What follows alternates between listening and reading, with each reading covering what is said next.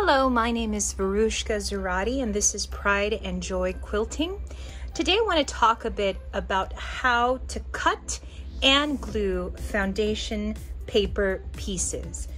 In foundation paper piecing, because the paper is essential to providing structure and organization, it's important to cut these appropriately and to organize them appropriately. Some tools that I use are scissors that are dedicated to just cutting paper. So in sewing, you want to make sure that you have paper cutting scissors and you have fabric cutting scissors. And the two shall never mix.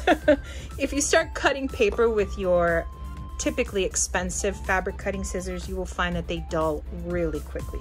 So have a pair of scissors that are dedicated just for cutting random things, and in this case, paper. You will need glue.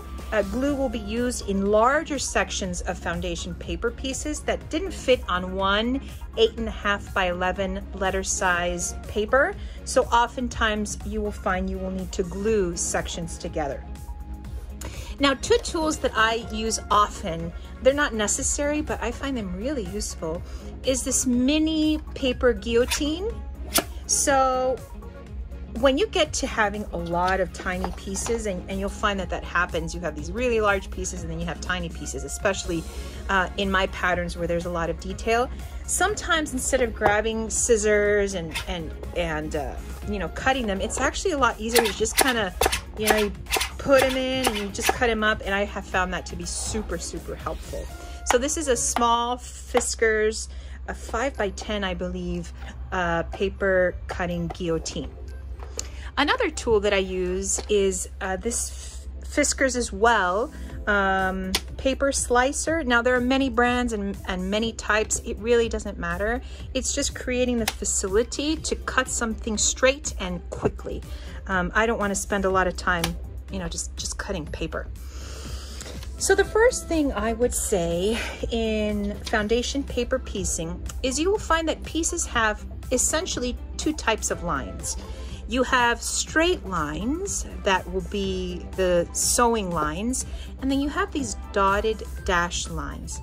The dotted dash lines are the lines that create a visual for the 1/4 inch seam allowance that has to be allotted for each piece. But it also provides a visual for where you need to cut the piece.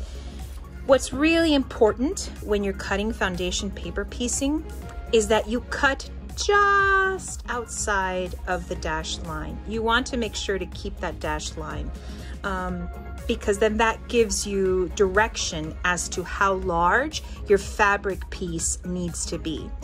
Because let's say you have a piece of fabric that fits just this section, well, it's not going to work because you need the seam allowance to sew this piece on to other pieces. So this is very, very important. So when you're cutting your foundation paper pieces, make sure you provide just a little bit of space between the dashing. So I am going to cut up this section here because I want to show you how you glue larger pieces together.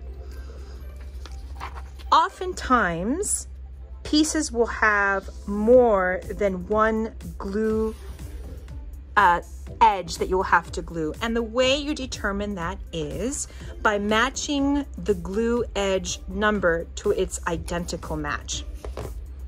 So in this case, I have this piece that's a number N, and I need to find the glue edge 12.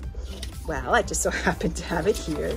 These are the smaller pieces that I was telling about that would be really helpful to use in the guillotine. So when I'm trying to match up pieces, I want to make sure that the numbers are the same. So in this case, they're both N's, so I know they belong together. And the glue edge are both number 12s.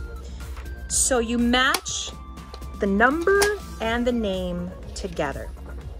You will find in most cases that there is a larger piece and a smaller piece. In this case, this is the larger piece and this is the smaller piece.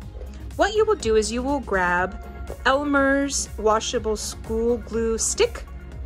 This one is purple, which I really love because it actually disappears. And you want to put glue on the glue edge. At this point, and this is kind of the tricky part, you want to try to match as best as possible the lines to each other. Now you will find that the glue lines should sit perfectly one on top of the other. So let me show that to you. So you'll find, you see there's a line right under there? So the glue line should fit perfectly on top of that. This will allow your shape to be precisely what it needs to be. Now, if you are printing out paper pieces, you want to make sure that you print out the pieces to 100%. You don't want to fit the pattern to the page because it'll alter actually the size of the paper. So there you have it. We've cut our section and we've glued it together. And now we are ready to place it on our design board. I had done, and if you haven't seen already my video for how to complete a design board, a portable design board, I recommend that you do that because it is incredibly helpful for keeping pieces together. What I recommend lastly, so this is a design board, and what I recommend is you cut pieces out by section.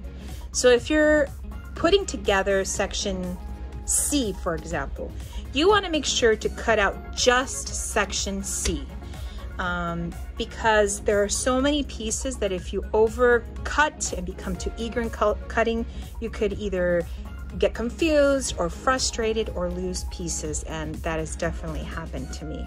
So once you cut out sections, you place them in the order that the pattern says, and my patterns in particular come with two kinds of patterns, two identical patterns, one that have color codes and one that do not. I recommend using the black and white patterns for sections that are very tiny, and the larger sections you can use the color codes on. Hopefully this was helpful in learning how to cut and glue together and organize foundation paper piecing.